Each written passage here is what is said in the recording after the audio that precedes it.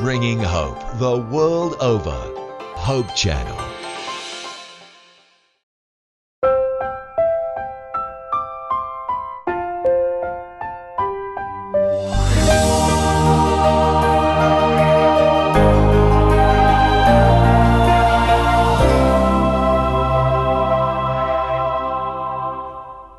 Minamahal namin mga kaibigan, maraming salamat sa Panginoon sapagkat binigyan na naman niya tayo ng panibagong pagkakataon na magkasama-sama at ating mapag-aralan ang salita ng ating Panginoon Diyos. Ako pong muli ang inyong lingkod, Pastor Ben Casimiro, at sa ating pong talakayan sa leksyong ito ay makakasama na naman po natin muli si Pastor Villanueva. Welcome po, Pastor. Salamat, Pastor Ben. Katuwaan din at isang malaking karapatan para sa akin ang muling makasama sa mahalagang pag-aaral na ito sa iyong mahalagang programa ng Oras ng Pag-aaral. Sa atin po mga taga-subaybay, kayo po ay aming binabati ng isang magandang araw. Tayo po ay nasa atin ng ika-6 na leksyon at ang ating pong paksang tatalakayin, paglago kay Kristo. Sa pamamagitan ng pag-aaral na ito, tayo po ay inaasahan ng ating Panginoon na lahat ng paraan ay ginawa ng Diyos para tayo maakay sa paglago tungo sa pagbabago, tungo sa kawangisan ng ating Panginoon. Pero bago tayo magpatuloy, tayo muna po ay dumako muli sa ating panalangin at papangunahan po tayo ni Pastor Villanueva. Tayo po ay manalangin. Mapagbiyaya at makapangyarihang Ama, sa pagkakataong ito ay muli kaming dumudulog sa inyong banal na luklukan. Pinupuri at linuluwalhati ang inyong pangalan. Binigyan niyo kami ng isang mahalagang pagkakataon na kagaya ngayon na tunghayan, pag-aralan ang inyong banal na salita. Amin pong idinadalangin na masapatan ang aming karunungan sa talakayan upang ito ay magbigay linaw hindi lamang sa amin, kundi sa naaabot ng aming tinig. Ang aming dalangin, Panginoon, magkaroon ng malaking kahulugan ito sa aming buhay. Lalo kaming mapalapit sa inyo at lalong maging kapaki-pakinabang ang aming buhay sa aming kapwa. Salamat, Ama, sa lagi ninyong pagtugon sa aming panalangin. Ito po ay aming samo, alang-alang pong lahat sa banal na pangalan ng mananubos na si Jesus. Amen. Amen. Maraming salamat, Pastor. Tayo po ay patuloy na tumatalakay sa paksa natin sa buong trimestre ito na may kinalaman sa mga katuruan ng ating Panginoong Hesus. At sa ating pong paksa sa linggong ito, sa 6 na leksyon, ay atin namang tutunghayan ang paglago kay Kristo. Ang ating susing talata ay mapakagandang ating tunghayan sa Aklat ng Juan, Kapitulo 3, sa talatang 3. Akin pong babasahin. Sumagot si Jesus at sa kanya sinabi, Katotohanan, katotohanang sinasabi ko sa inyo, maliban na ang tao'y ipanganak na muli, ay hindi siya makakakita ng kaharian ng Diyos. So narito, Pastor, ang isang mapakahalagang leksyong ating tatalakayin na may kinalaman sa pagkapanganak na muli.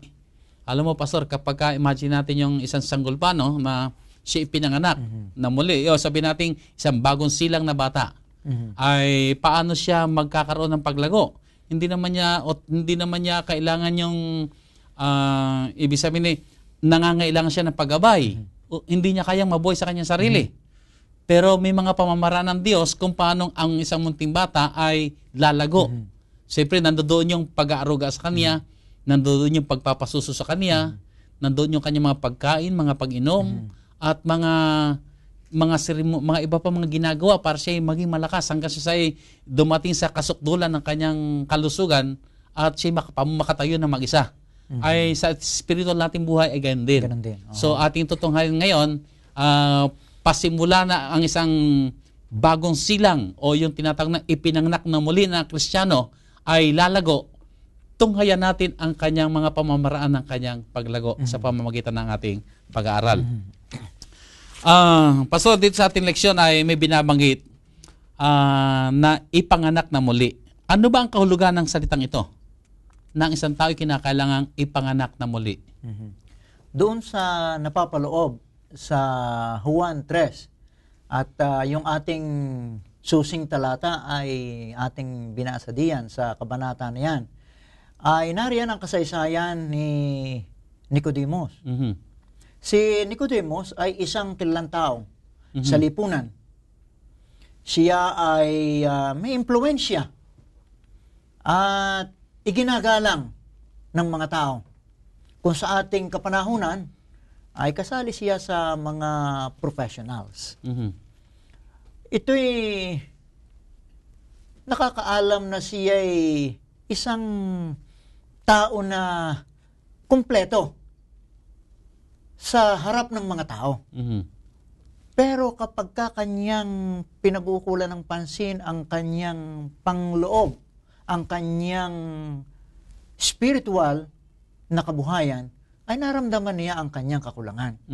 Kaya't kanyang ipinasya na ang Panginoong Hesus ay kanyang makausap, makaugnayan. Kaya lang medyo nahihiya siya sa harapan ng mga tao. Iniisip niya na ako ay kilalang tao, bakit ako ay lalapit dito sa isang... At isa rin siyang Pariseyo. Isang Pariseyo. At alam mo naman, kapag ka nasabing Pariseyo, yan i-believe sa kanilang sarili. Alam nila na sila ay matuwid. Pero doon sa pagkaalam nila na siya ay matuwid, kasali siya doon sa mga Pariseyo na ang pagkakilala sa kanila ay mayroon silang katuwirang may pagmamalaki. Sa kabila noon, ay kanyang naramdaman ang pangangailangan. Mayroong bahaging walang laman sa kanyang kalooban na nais niyang mapunan. Kaya nagkaroon sila ng usapan ng Panginoong Hesus. Siguro tunghayan natin, Pastor, yung kasaysayan ng kanilang pag-uusap upang malaman natin dito sa banal na kasulatan, yung 3:1-5, okay, ay ating tunghayan. Ganito ang wika. Sa Juan Kapitulo 3, talatang 1 hanggang 5. May isang lalaki nga sa mga Pariseyo na nagngangalang Nicodemo, isang pinuno ng mga Hudyo. Ito rin ay naparoon sa kanya ng gabi at sa kanya ay nagsabi, Rabbi, nalalaman naming ikaw ay isang guro na nagbuhat sa Diyos, sapagkat walang makagagawa ng mga tanda na iyong ginagawa, maliban na kung sumasa kanya ang Diyos. Sumagot si Jesus at sa kanya sinabi, katotohanang sinasabi ko sa iyo, maliban na ang tao'y ipanganak na muli, ay hindi siya makakakita ng kaharian ng Diyos. Sinabi sa kanya ni Nicodemo, paanong maipapanganak ang tao kung siya'y matanda na? Makapapasok baga siyang bilang ikalawa sa tiyan ng kanyang ina at ipanganak? Sumagot si Jesus, katotohanang sinasabi ko sa iyo, maliban na ang tao'y ipanganak ng tubig at ng Espiritu, ay hindi siya makapapasok sa kaharian ng Diyos. Itong paghahalintulad na ito ng Panginoon sa kapanganakang pisikal ay ito'y bautismo. Ito'y binyag. Ngunit hindi ito agad nakuha ang ibig sabihin.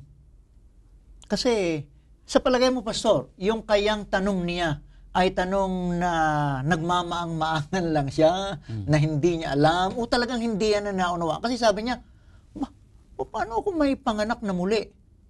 Ay ako'y matanda na, ako ba'y makakapasok muli sa tiyan ng aking ina upang muling ilabas?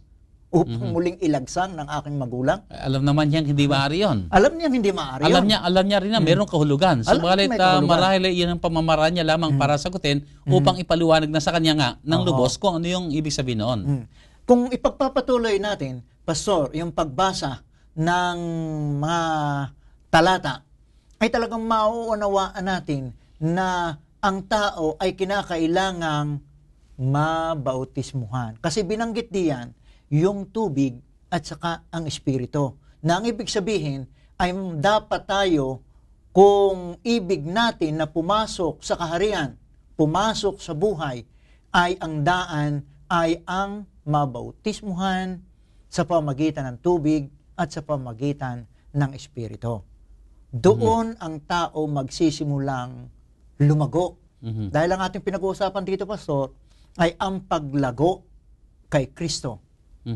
Kaya ipinaliwanag dito sa mga talatang ito na may pangangailangan ang isang tao na nais lumago. At yun ay ang maipanganak na muli. So, ang pagkapanganak na muli, nagpapahayag ito ng binanggit mo ngayon, mayroong pagbabautismo. Pero ang pagbabautismo ay kahayagang panlabas na kanyang ipinapakita sa publiko na nagkaroon na siya ng paglilipat ng kanyang loyalty mula sa sarili, mula sa sanlibutan, patungo sa Panginoon. Pero maliban pa roon ay mayroong panloob na magaganap. Yan. At ito nga yung magkakaroon ng bagong espiritu, Espiritu. bagong puso sa kanya. Magkakaroon siya ng bagong pananaw, bagong pag-iisip na siya'y aakayin ng Panginoon na maging kagaya ng kanyang sarili. Kaya siya magiging bagong nilalang. Ang nabautismo ng pastor ay magsisimula sa panibagong buhay. Kasi mayroong mawawala dati, yung dati, at mayroon namang bago. Kaya ang pagbabagong ito ay masasabi nating sa wikang English na regeneration. Ganyan ang paglago.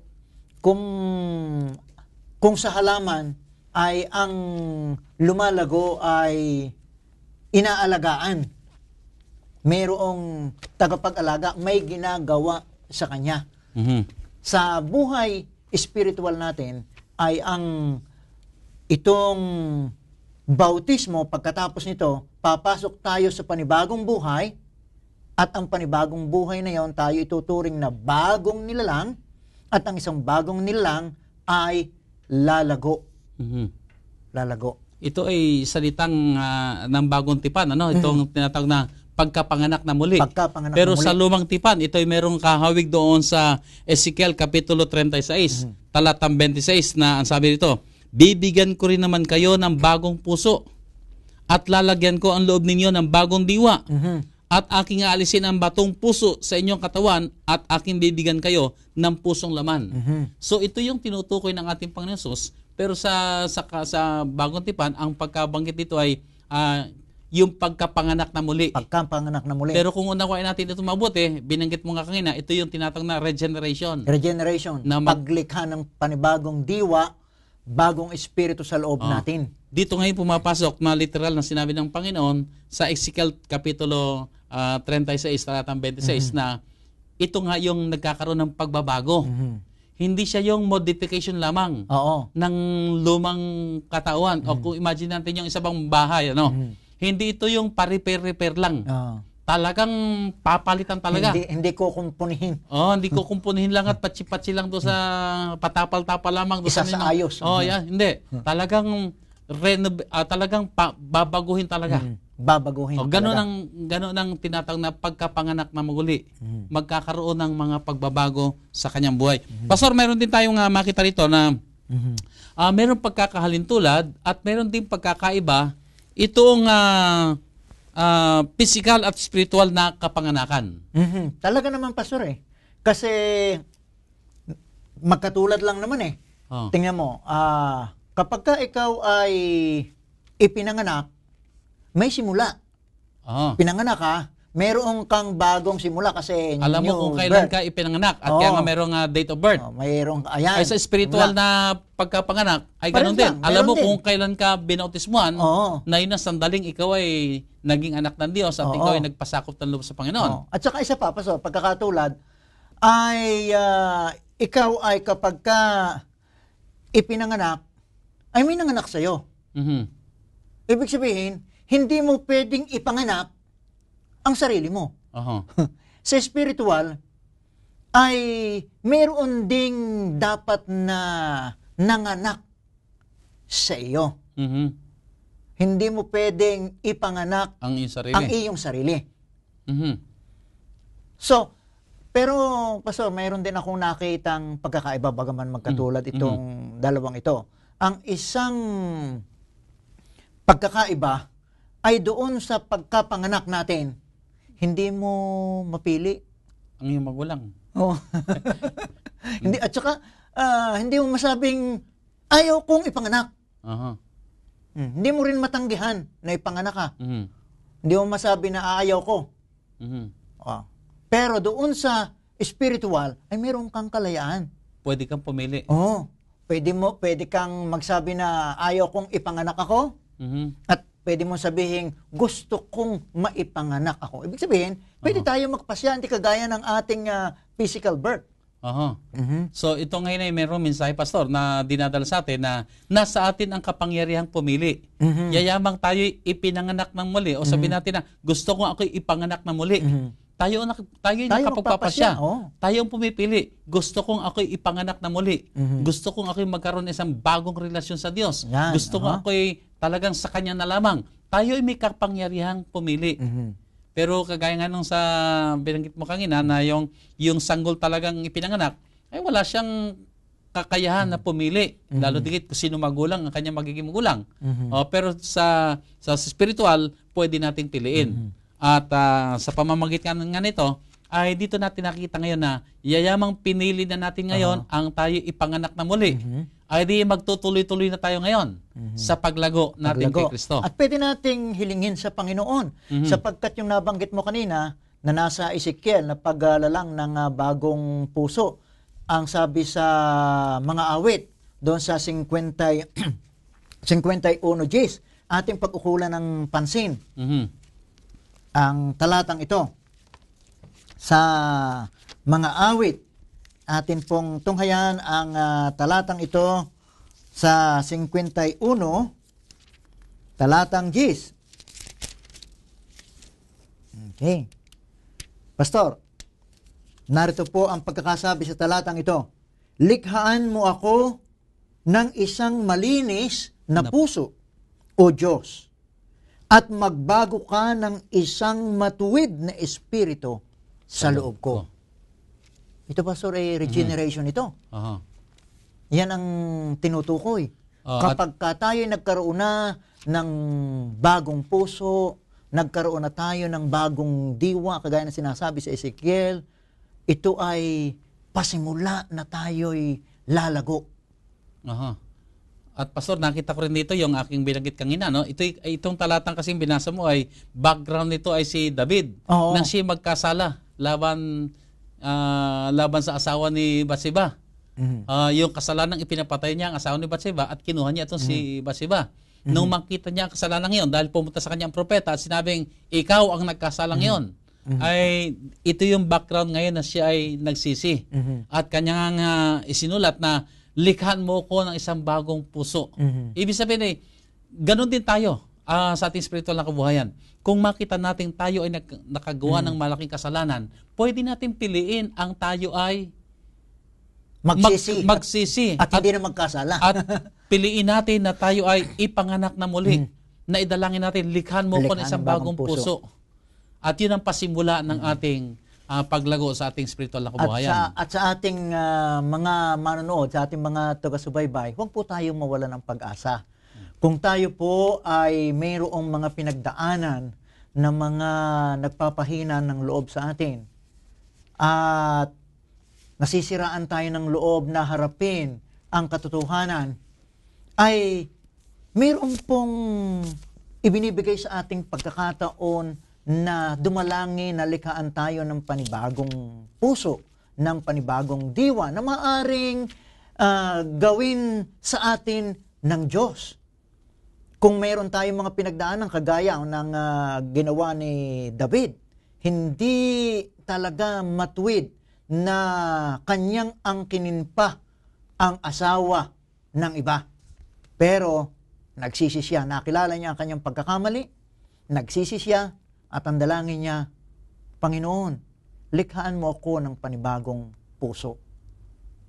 Marahil, si David, kung sakaling kanyang tuparin ang kanyang pangako sa Panginoon, at alam ko namang tutuparin ng Panginoon ang kanyang pangako sa kanyang anak, ay di na niya uli gagawin ang kanyang nagawang pagkakamali laban sa kanyang kapwa at higit sa lahat, ay laban sa Ama nating sa langit. Pastor, ako mayroong isang nabasa na sinulat tungkol kay David. Alam natin si David ay tinawag sa banal na kasulatang a man after God's own heart. Pero kung titignan mo ang buhay ni David, ay punong-puno ng mga kasalanan. Pero tinawag siya na a man after God's own heart. Anong kadahilanan? sa ngayon sa pag-aaral, si David ay isang lalaking talagang nakakagawa ng mga malalaking kasalanan. Pero ang kagandahan kay David, pag nakita niya ang kanyang kasalanan, right there and then, ay talagang humihingi siya ng patawad. Kinikilala niya ang kanyang kasalanan at hinahangad niya ang pagbabago. At ito nga, yung sinabi niya, Panginoon, likhaan mo ko ng isang bagong puso. Nandoon yung regeneration, yung paghahangad niyang siya ipanganak na muli. At nandoon din yung hangar niyang matalikuran na yon. Dito sa banal na kasulatan naman ay makita natin sa aklat ng unang Juan, Kapitulo 2, talatang 1, ang sabi nito, "Mumunti kong mga anak, ang mga bagay na ito ay sinusulat ko sa inyo upang kayo huwag mga kasala. At kung ang sino man ay magkasala, ay may tagapamagitan sa Ama, si Jesucristo ang matuwid." Na ang diwa dito ay, yayamang alam na natin ang salita ng Diyos, huwag na tayo magkasala. Pero naunawaan din ang ating Panginoon Diyos na tayo maaari magkasala. At maaari nating mapili pa rin na magkasala. At kung yun may dumating, kagaya halimbawa ni Haring David, ay kung makita natin ating kasalanan, ay lumapit kagad tayo sa Diyos at hilingin natin ang kapatawaran. At mayroon naman pangako ang ating Panginoon ng Jesus dito sa aklat ng unang Juan, Kapitulo 1, talatang 9, kung ipinahayag natin ang ating mga kasalanan, ay tapat at banal siya na tayo patatawarin sa ating mga kasalanan at tayo lilinisin sa lahat ng kalikuan. So walang dahilan para tayo ay hindi lumapit sa Diyos. Walang dahilan para tayo manatili sa ating mga kasalanan. Ang ating lamang hangarin, tayo ipanganak na muli at muli natin maging karansan ang kapangyarihan ng ating Panginoon sa ating mga buhay. Pastor, dito sa ating pag-aaral ay may binabanggit na bagong buhay kay Kristo. Ano ba ang kahulugan nito? At ang kahulugang tayo ay magkaroon ng isang bagong buhay kay Kristo. Paano natin ito papaliwanag?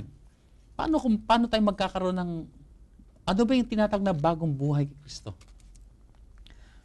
Para sa akin, at sa aking mga nabasa, ay ang bagong buhay kay Kristo ay ang pagkakaiba ng buhay mo noon at saka ngayon. Dahil nung hindi mo pa nakikilala si Kristo, ay yung mga laban sa kalooban ni Kristo ang iyong ugali, ang iyong gawi, ang iyong salita. So, ang bagong buhay kay Kristo ay yung buhay na katulad ng kay Kristo. Pero hindi natin pwedeng ipagmalaki na ako, kagaya na ako ni Kristo. Yun ay natural na nakikita sa mga taong may Panginoon sa kanyang buhay. Ang sabi nga sa talata doon sa 7:20 ng Mateo, ay sa pamamagitan ng kanilang bunga, makikilala ninyo sila. Ibig sabihin, kapag ka nagkaroon ng bagong buhay kay Kristo, kitang-kita, merong ebidensya, May ebidensya na bago ang kanyang buhay. Sa buhay. pamamagitan ng kanilang mga bunga, makikilala sila. Na sila nga ay nasa Panginoon. Sapagkat sa kanilang pag-iisip, sa kanilang pananalita, sa kanilang mga influensya, sa kanilang mga ginagawa, ay talaga makikita, ibang-iba na sila. So, yan ay bunga. Kayong dalawang talatang yon na nasa 7:12 at saka 7:20 ng Mateo ay tumutukoy sa kapahayagan ng paraan ng pamumuhay. Sa palagay mo, Pastor, kung ako naman ang magtatanong sa iyo, posible kaya na sa harapan ng tao ay mabuti ang gawa at pagkatapos ay hindi naman kompleto ang kaugnayan kay Jesus? Yan ay nagagawa. Nagagawa. Pwede natin ipakita na tayo napakabuti sa panlabas. Pero sa panloob ay ibang ating iniisip at ibang ating pag-uugali. At yan ay pangkaraniwang nagaganap. Pero dito sa tinatawag nating bagong buhay kay Kristo, ay hindi ito yung panlabas at pagkatapos paloob. Kundi ito ay mula sa loob, palabas. Ibig sabihin ay nagkaroon ng pagbabago sa ating puso, nagkaroon ng bagong diwa, bagong pag-iisip, at dahil doon, nakikita ngayon sa labas ang kaibahan natin. So, may pagkakaiba. Yung iba ay gumagawa lang ng pakitang tao. Pakitang tao. Pero sa kaibuturan ng puso ay nandoon yung wala pa talagang bagong buhay kay Bagong Kristo. buhay kay Kristo. Pero ako'y naniniwala, Pastor, na yung kasabay ba na in case of emergency, Oho. lumalabas ang tunay na ugali. In case of emergency, kapag kami mga pressure, lalabas yung ugali. Lalabas din. Halimbawa, Pastor, madaling magpangiti-ngiti. Mhm. At ang ipakitang ikaw para bagang may kahinihinan o yung sabi natin mapakabanayan, maamo. Pero in case of emergency, biglang manigaw yan at biglang magsasalita ng kung ano yan, lalabat. Dito ngayon makikita kung may pagbabago na ang tao. Kaya nga ako meron ding nabasang isang aklat na sinasabi na ipinapahintulot din ng Panginoon kung minsan dumaan tayo sa mabigat na karansan. Bakit? Dahil doon lalabas yung ating ugali at doon natin makikita na hindi pa tayo lubos na nababago. Hindi pa karansan yung talagang binabanggit sa ating leksyon na bagong buhay kay Kristo. Oh. Kumbagay, atin lamang sinisikap na ipakitang tayo mabuti. Oh. Pero sa kaibuturan ng ating puso, hindi pa. Oh. Meron lang tayo sigurong ibang mga kadahilan lamang na kung bakit natin ginagawa yon. Pero ang katotohanan ay hindi pa ganoon ang relasyon natin sa Panginoon. Kagaya nga sinabi mo, Pastor, ay hindi maaring hindi rin malalantad ang katotohanan kung wala pa talaga doon sa pagkapanganak na muli yung paglagong spiritual, paglagong Kristiyano. Dahil naitatago mo yan sa labas. Pero kung minsan ay sa pamilya, hindi mo maitago. Narinig ko, Pastor, ito itong maikling kwentong ito doon sa isang lugar na aking pinuntahan. Yung isang bata ay sinabihan ng ama, tayo ay sisimba. Pagsimba nila, sabi ng bata nung pauwi na, huwag na po tayong umuwi. Sabi ng ama, bakit? Dito na po tayo sa simbahan tumira. Ay, bakit mo naman naisip yan? Pagkatapos ay inakap ng bata ang ulo ng ama at ibinulong. Ang sabi, mas mabait po kayo dito sa simbahan. Sabi ng bata, kaya pala ibig ng batang doon na lang tumira simbahan dahil iba ang ipinakikita ng ama kapag ka naroon sa simbahan. Pero pag nasa bahay na, Pastor, ay ayaw nang umuwi ng bata. At hindi lamang yun, siguro pati ang mga pusa at saka ang aso. Tumatay pag tumatay. Ayaw na rin dumating yung kanyang amo. Ibig sabihin ng mga aso doon sana yung aking amo huwag nang bumalik. So, may pagkakabay, hindi mo may tatago, Pastor Maring pansamantala, sabi mo, in case of emergency, lalabas yan Okay, Pastor, napakaganda ng ating pagtalakay. Pero bago natin ipagpatuloy ang ating talakayan, tayo ay magbabalik pagkatapos na ilang paalala. Presenting the best news in the world. You're watching the Hope Channel. Welcome back po sa ating programang Oras ng Pag-aaral. Atin pong patuloy pa rin tinatalakay ang may kinalaman sa paglago kay Kristo. Pastor, atin pong tinalakay kanina yung kahalagahan na tayo ay ipanganak na muli at magkaroon isang bagong buhay kay Kristo. Ngayon naman po ay ang ating tatalakayin ay yung pananatili kay Kristo. Ano ang kahulugan na tayo ay manatili kay Kristo? At paano natin gagawin yung manatili sa Kanya? Itong pananatili kay Kristo ay inilarawan. At ang paglalarawan nito ay doon sa puno ng ubas. Ito'y ating matutunghayan sa Juan, sa Kabanata 15, talatang 4 hanggang 10. Ating pong pag-ukulan ng pansin ang mga talatang napapaloob dito upang higit nating maunawaan ang tungkol sa pananatili kay Kristo. Okay, sa talatang 4 hanggang 10. Okay, ganito umiga. Kayo'y manatili sa akin at ako'y sa inyo. Gaya ng sanga na di makapagbunga sa kanyang sarili, maliban na nakakabit sa puno, gayon din naman kayo, maliban na kayo'y manatili sa akin. Ako ang puno ng ubas. Kayo ang mga sanga. Ang nananatili sa akin at ako'y sa kanya ay siyang nagbubunga ng marami. Sapagkat kung kayo'y hiwalay sa akin, ay wala kayong magagawa.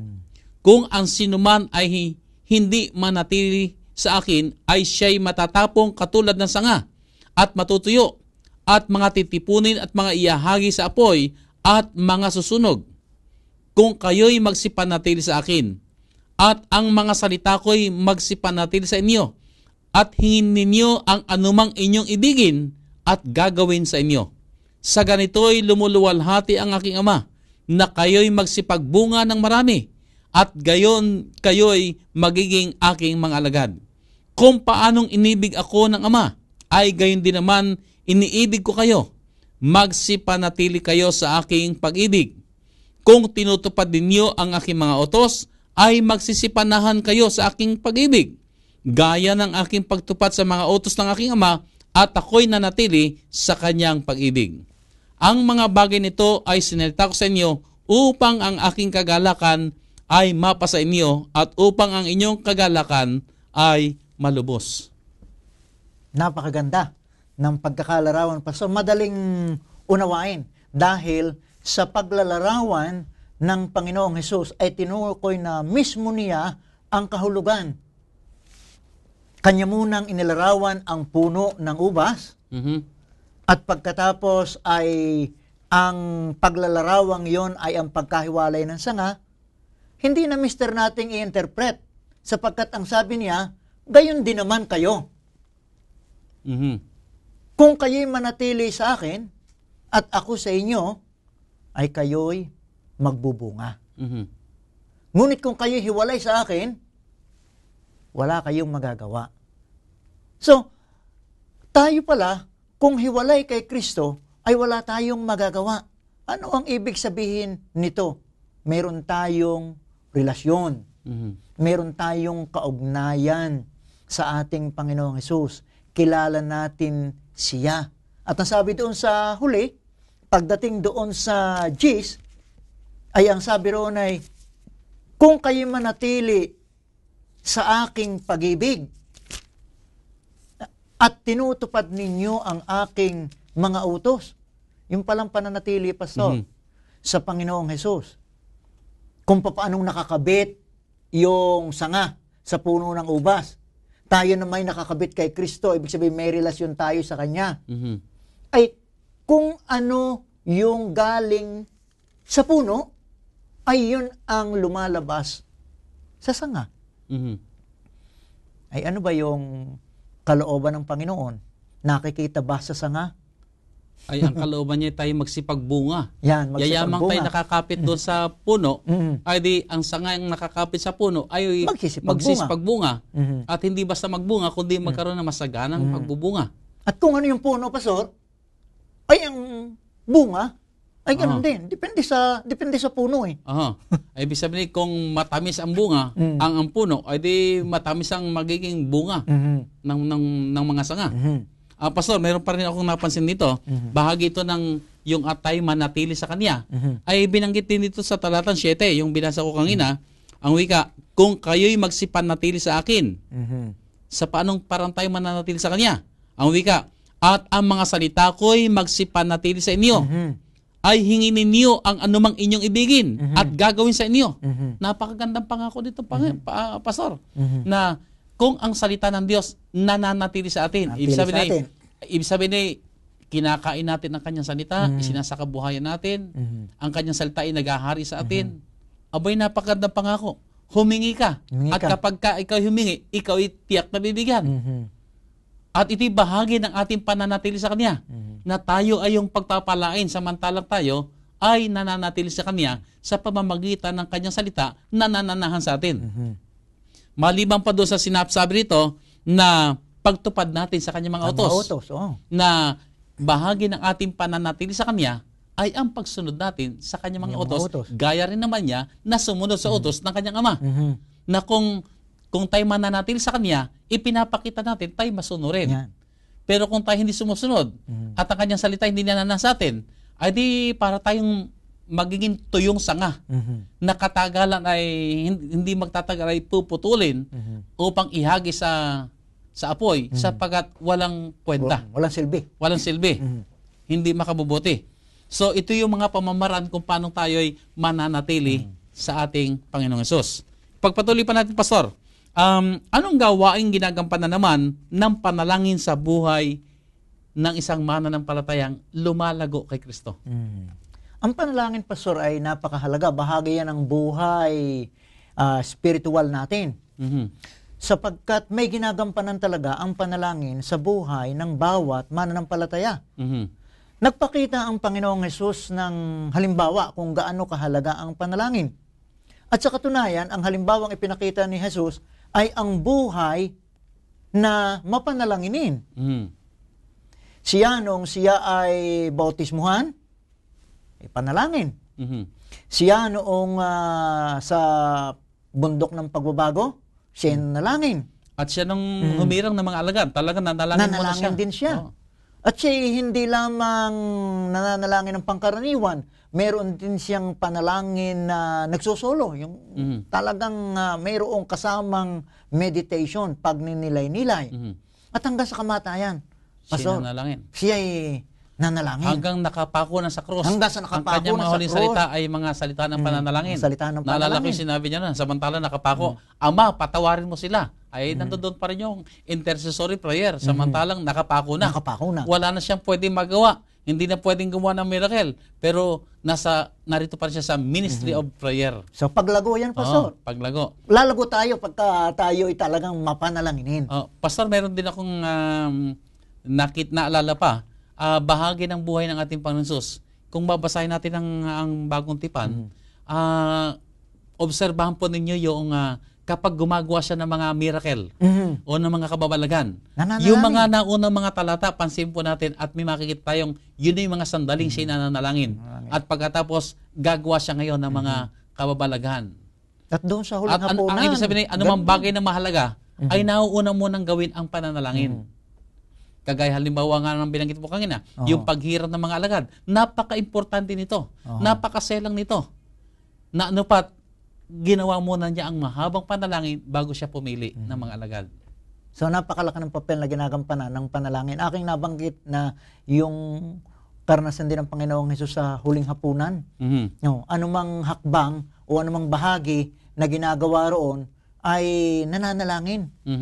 Ang sabi, pagkatapos na makapagpasalamat, kanyang pinagputol-putol ang tinapay. Ito'y may kahulugan na sa atin, talagang dapat tayo'y magpasalamat muna kung tayo may pagkain. At tinuruan tayo ng Panginoon ng pananalangin. Mayroong sampol pa nga ang Panginoon ng panalangin. Yeah, ito'y makita natin sa Mateo Kapitulo 6. Pero bago tayo dumako doon, Pastor, meron akong gustong pansinin natin. Sa Mateo Kapitulo 6, ito'y sa pagtuturo ng ating Panginoon Hesus sa mga alagad kung paano sila manalangin.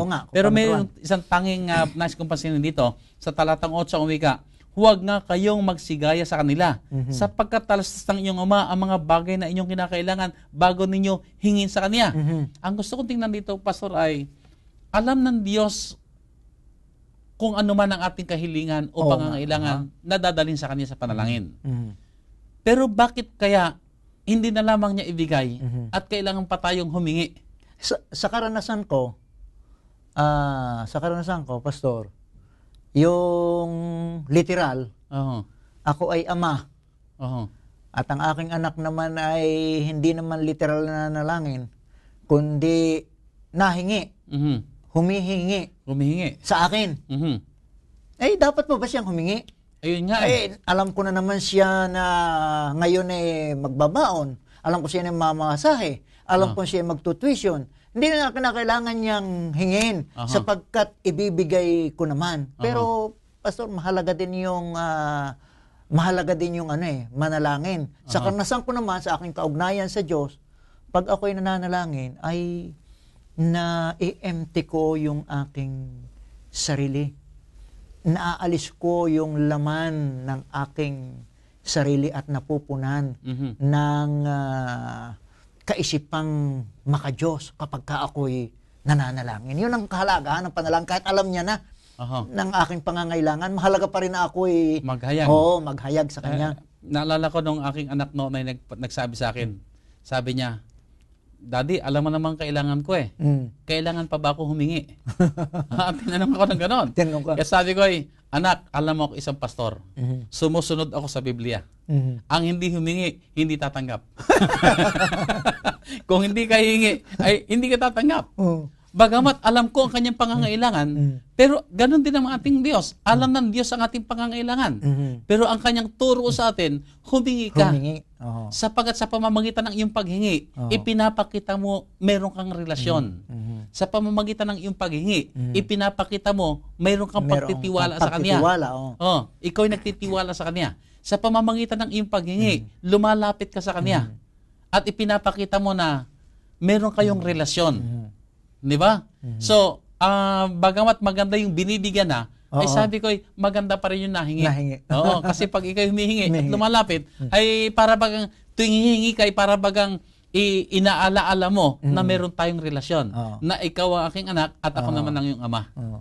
So, biblical po ito na Biblical. sundin natin. Pero yung itinuro, yung ating dapat isunod, pastor, na magandang bahagi diyan, na dapat ay makasama sa ating pag-aaral, yung pagtuturo ng Panginoon ng panalangin, Mhm. ay hindi lamang paghingi. Siguro dapat din nating isaalang-alang yan, maisama natin sa panalangin. Yeah, ito yung Pag-aaral ng panalangin. Ito yung pastor na binanggit sa Mateo Kapitulo 6 na ang Panginoon ay nagbigay ng isang modelong panalangin. Hindi na natin siguro babasahin, pero alam naman natin yung tinatawag na the Lord's Prayer, Aha. na sa wikang English ay ang sabi ay, Our Father, which art in heaven, hallowed be thy name, thy kingdom come, thy will be done, and so on and so forth. Ngayon, pastor, dito sa modelong ibinigay nito, na kaya nga tinawag na the Lord's Prayer, ibig sabihin model prayer natin na ibinigay ng Panginoon. Mula rito ay, paano tayo makakapulot ng mga pamamaraan kung paano tayo lalago sa ating spiritual na kabuhayan na gagamitin natin ang modelong ito ng ating Panginoon na panalangin. Itong modelong panalangin ito na ibinigay talaga sa atin na pinaka dapat sundan o halimbawa natin ay may mga napapaloob dito, pastor. Una ay pagkilala sa makapangyarihang Ama. Mhm. Pagkatapos ay yung pagtanggap at pagkilala ng ating tunay na kalagayan, yung confession, pagkukumpisal ito. Mhm. Pagpapahayag ng kung sino at ano tayo at pag-amin ng ating tunay na kalagayan. Mhm. Pagkatapos ay meron din ditong paghingi. Yan ang ating sinasabi, paghingi. Pero ang kumpletong panalangin, pastor, ay meron ding pinaka-intercessory. Namamagitan tayo. Hindi lang inaalaala natin. Kabilang yon sa paghingi. Oo. Kasi ang paghingi ay hindi lang para sa sarili, Hindi para sa kundi sarili. hinihingi mo rin, ipinapanalangin mo rin ang iyong kapwa. So, ang tawag doon ay intercessory prayer. So yun, pastor, mahalagang yung mga bahagi na ito ay maisama. May pagluwalhati, mayroon pagpuri, mayroon ditong confession, mayroon ditong supplication. Pero huwag natin kakalimutang magpasalamat sa ating panalangin sapagkat Kanya ang kapangyarihan, Kanya ang kaluwalhatian. Dapat nating purihin ang Kanyang pangalan at pasalamatan. Sa malinsabi, pastor, ay ang panalangin ay napakahalagang bahagi sa paglago ng isang Kristiyano kay Kristo. Pastor, meron pa rin ako naalala pa na gusto kong pansinin natin. Binanggit mo na rin ng kanina yung sa pagbibigay luwalhati sa Diyos. Dito pa rin sa panalangin, nais kong pansinin natin, ang Lord's Prayer ay nagpasimula sa Ama. Pagpupuri sa Kanya. Pero sa bandang huli, balik uli sa pagpupuri sa Kanya. Sapagat sa iyong kapangyarihan, ang kaluwalhatian, ang lahat na ito'y papuri sa Diyos. So, ang nakita ko rito ay nagpasimula sa papuri, tapusin natin sa pagpupuri. Ito'y napakahalagang magawa natin. Na sa pamamagitan nito, dito tayo lalong lumalago sa ating karansang spiritual dahil habang tayo nagpupuri sa Diyos, lalo naman tayong napapalapit sa Kanya. At ako'y naniniwala na habang natin pinupuri ang Diyos, ay lalo naman tayong nalulugod ang Diyos sa atin. Ipagpatuloy natin, Pastor. Bahagi pa rin ng ating paglago kay Kristo ay mayroong binabanggit na araw-araw na mamatay sa sarili. Bakit kailangan na ang mananampalataya ay mamatay araw-araw sa sarili? Parang paradox.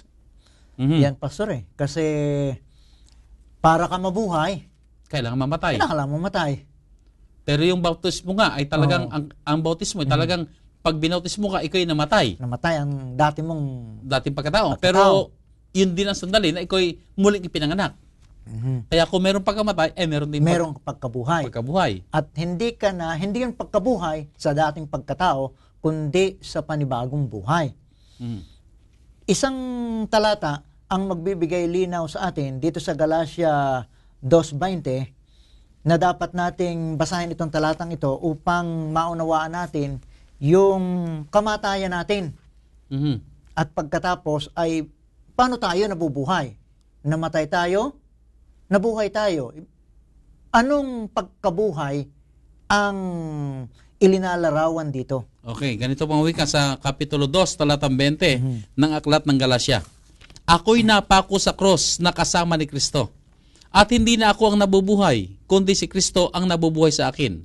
At ang buhay na ikinabubuhay ko ngayon sa laman, ay ikinabubuhay ko sa pananampalataya. Ang pananampalataya na ito'y sa anak ng Diyos, na sa akin ay umibig at ibinigay ang kanyang sarili dahil sa akin. So, ang ating buhay na ikibinabubuhay ngayon ay hindi na yung dati. Mhm. Sapagkat yung umibig sa atin ay siya nang nabubuhay o naninirahan sa atin. Kaya, yung pagkamatay sa sarili, ay ang tunay na kahulugan nito, Pastor, ay pagtanggi sa sarili. Mhm. Yung pasanin mo yung iyong cross, ay ang ibig sabihin nun ay dinideny mo ang iyong sarili. Meron ng bagong naninirahan sa iyo. Ang sabi sa 2 Korinto, 2 Korinto 5:17, ay ikaw ay bagong nilalang. Mhm. Simula roon, magkakaroon ka ng pagbabago. At simula roon nga ay ang iyong ikinabubuhay ay hindi na yung iyong sarili, kundi ang iyong pagkabuhay ay pananampalataya doon sa umibig sa iyo. At ang tinutukoy dito ay ang Panginoong Hesus. Opo, Pastor, nabanggit niyo, yung muling pagkabuhay na yon ay buhay na natin na ikinabubuhay para sa Panginoon. Pero yung, bakit kinakailangan lagi pa tayong o araw-araw pa tayong mamatay sa sarili? Okay, kasi Halimbawa po, Pastor, namatay na ngayon. sinabi ko, Panginoon, hindi na ako nabubuhay sa aking sarili. Ang buhay na kinabubuhay ko ngayon ay buhay na para kay Kristo. Pero, ang sabi ay, kailangan tayo mamatay araw-araw. Daily pa. Daily. So kung ako'y nabuhay na ngayon ng isang bagong buhay, bakit kinakailangan sabihin ko na naman ako'y kailangan mamatay uli? Ay kasi, Pastor, habang tayo ay narito pa sa lupa, mayroong puwersa, mayroong batak yung ating old life.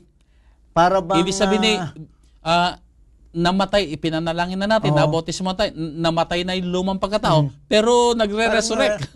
Parang bubuhay na naman. Nabubuhay na naman. Naalala ko, Pastor, yung tumataya sa wedding, ay nagsabi sa akin, Pastor, ang laki na ng nasasayang kong pera sa wedding. Ngayong ako'y nakakilala na sa Panginoon, nalaman ko na ipakipagsapalaran, yan ay sugal, dapat ko nang itigil. Kaya, hindi na ako nabubuhay sa aking sarili. Si Kristo na. Itinigil ko na. Pastor, kabay, salamat naman. Pero yung nagkita uli kami, ang sabi sa akin ay, Pastor, bakit ganon?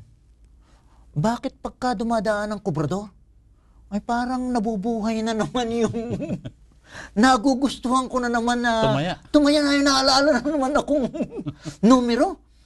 Ano kaya, Pastor, ang ibig sabihin nito? Sabi ko, yan ay sinasabi sa Biblia na talagang tayo ay dapat mamatay hindi lamang minsan.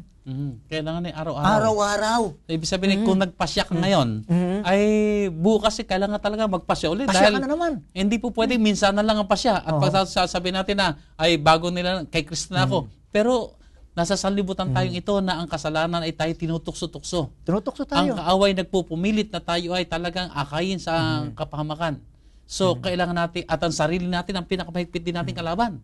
Na ang sarili din natin ang parang bagang gusto rin bumigay din sa mga tukso o sa mga pagsubok. Kaya dito sa pagkakataong ito, kailangan natin talagang sabihin natin, hindi na akong nabubuhay sa aking sarili. Si Kristo. Tanggihan So, na natin tuloy-tuloy. tuloy-tuloy na mga pagtanggi sa sarili at tuloy-tuloy na pagpapasakop sa ating Panginoon. So, dumidepende na ngayon tayo doon. Kaugnay yan talaga nung ating mga pinagdaanang bahagi. Yan ay dumidepende na tayo doon sa kung saan tayo nakakabit. Kung saan tayo nakakabit. Pag tayo nakakabit kay Kristo, ay di ang bunga natin ay makakristiyanong bunga. Di ba? Pastor, dito sa ating lesson ay may binanggit na hindi mo naman kayang ipako ang iyong sariling kamay. Hindi mo kayang, ibig sabihin ay, gusto natin tayo mamatay sa ating sarili. Gusto natin tayo mapakong kalakip ni Kristo. Pero kaya mo bang ipako ang sarili mo sa krus? Hindi natin kaya. Hindi natin kaya. So, minsan pa lalapit tayo sa Banal na Espiritu at hilingin natin, siya ang gumawa sa atin at hayaan niyang tayo mamatay sa ating sarili. Na siya ang magpako sa atin sa cross. Hindi natin kaya itong gawin sa ating sarili. Kailangan natin ng tulong ng Banal na Espiritu. So, minsan pa nandoon yung ating, kung gusto natin lumago kay Kristo, maging sa araw-araw hilingin natin ang Banal na Espiritu ang gumawa sa atin upang kung magkagayon, tayo tuloy-tuloy na lumago kay Kristo hanggang sa dumating ang sandali, atin ang ganap na naiyahayag ang kanyang larawan sa kapurihan ng ating Panginoon. Pastor, tayo dumako na naman muli sa pagtatapos na ating ng oras. Kaya po, minamahal namin mga kaibigan, atin pong tinalakay ang may kinalaman sa paksang paglago kay Kristo. Napakahalaga mga kapatid, mga kaibigan, mga taga-subaybay, na hindi tayo nananatili sa ating kalagayan, kundi tayo tuloy-tuloy na lumalago. Kung tayo may pananampalataya na ngayon, idalangin pa po nating dumami pa, lumaki pa ang ating pananampalataya. Kung tayo ngayon ay malapit na sa Panginoon, idalangin po natin na tayo lalo pang mapalapit sa Kanya. Kung tayo mapanalangin na ngayon, dagdagan pa natin. Hayaan po natin tayo tuloy-tuloy na lumalago hanggang sa makita po sa ating mga pag-iisip at mga pananalita at mga gawa at mga impluensya na tayo nga ay tunay na pinalago ng ating Panginoon sa kanyang biyaya at sa kanyang kapangyarihan para sa kanyang kaluwalhatian. Sana po ay nakinabang kayo sa ating tinalakay na leksyong ito at sana po ay pinagpala kayong lubos ng ating mahal na Diyos. Tayo po minsan pandumako sa ating closing prayer.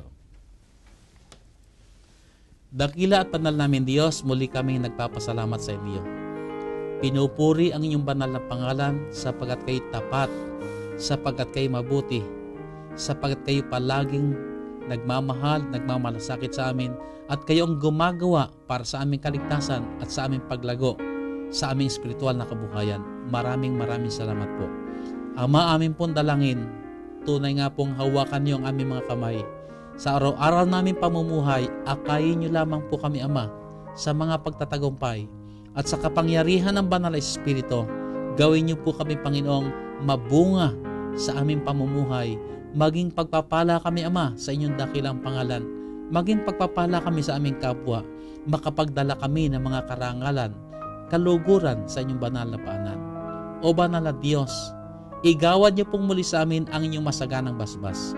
Pagpalain, Panginoon, ang lahat ng gawa ng aming mga kamay. Hayaan po niyo at dakilang Diyos, kami po ay maging daluyan ng inyong mga pagpapala sa aming kapwa. Kami maging kalugod-lugod sa inyo at dumating po, Panginoon, na sandali, amin pong ganap na maihayag ang kagandahan ng larawan ng aming Panginoon Hesus. Salamat po, dakilang Diyos, na inyong tinugon ang aming mga dalangin. Maraming salamat sa inyong masaganang basbas sa pangalan ng aming Panginoon Hesus. Amen. Amen. Maraming salamat po mga kaibigan na kami po inyong sinamahan dito sa programang Oras ng Pag-aaral. At sana po sa darating na linggo, muli po tayo magkasama-sama at managana tayong lahat sa kabutihan at kasaganaan ng mga pagpapala ng ating mahal na Diyos. God bless you all.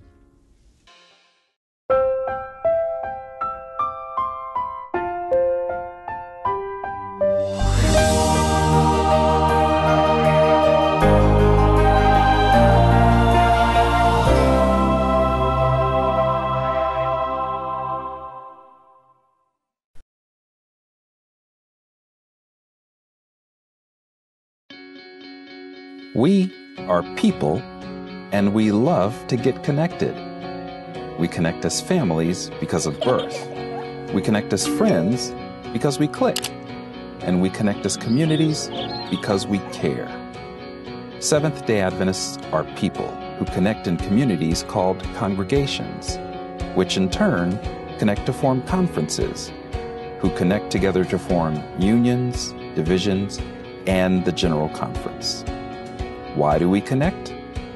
It starts with a connection to the Creator, who invites us on a spiritual journey. When we journey together, we can help each other along the way. This journey is a journey of a lifetime, and as we learn and grow, life becomes filled with meaning and purpose. Our greatest joy is in helping others along the way. Wherever you are on your journey, we believe that we have something to offer that can make your life more whole. So the next time you see a Seventh-day Adventist, remember, you're not looking at someone who stands alone. They are connected to a world church that has 18 million members, gathered in 13 divisions, comprised of 122 unions, formed by 600 conferences, serving in 140,000 congregations in 208 countries, who worship in 924 languages, and they all want to connect with you.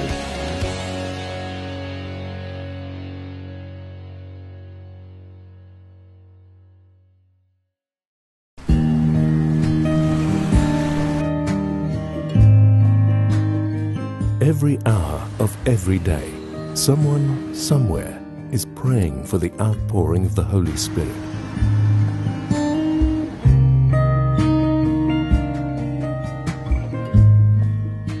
"777", praying at 7 a.m. and 7 p.m., 7 days a week.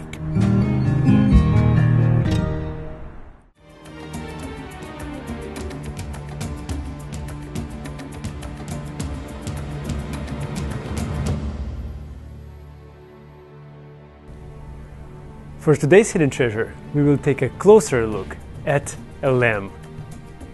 You see, the idea of a lamb is very important in the Gospel according to John. But what was so significant about a lamb? Well, when we look at John chapter 13, we read about the Last Supper that Jesus had with his disciples. We often think about the Last Supper as the Passover meal. But if we carefully read the Gospel of John, we'll see that that's not the case. You see, during the Passover meal, the centerpiece of the meal was a lamb. And the Passover lamb could only be eaten if it was slaughtered in the temple at the very same day of the Passover meal. Yet, in his Gospel, John seems to go out of his way to let all of us know that Jesus and his disciples did not eat lamb during their Last Supper. Let's take a closer look together. John 18:28 clearly states that the Jewish leaders led Jesus from Caiaphas to the Praetorium, but they themselves did not go into the Praetorium, lest that they should be defiled, but that they might eat the Passover. So, this would mean that the supper that Jesus and his disciples had took place before the Passover meal. We get further confirmation of this in John chapter 13 verse 1, which states that the Last Supper took place just before the Passover festival. This leads us to a very important question. So what? Why does it matter that Jesus and his disciples did not eat lamb for their last dinner, and why does John go out of his way to make sure we know that? Is John trying to say that Jesus was a vegetarian? Definitely not. The reason for making this point is so much bigger and so much more important. We see the reason why the very next day after the Last Supper, Jesus is crucified at midday. It was the very same time of the day when most scholars believe the Passover lambs were slaughtered in the temple. John tells us that Jesus and his disciples did not have lamb at their Last Supper because Jesus is the lamb. He is the fulfillment of the Passover. Just as John's Gospel states in the very first chapter, Jesus is the Lamb of God who takes away the sin of the world. And that's today's hidden treasure.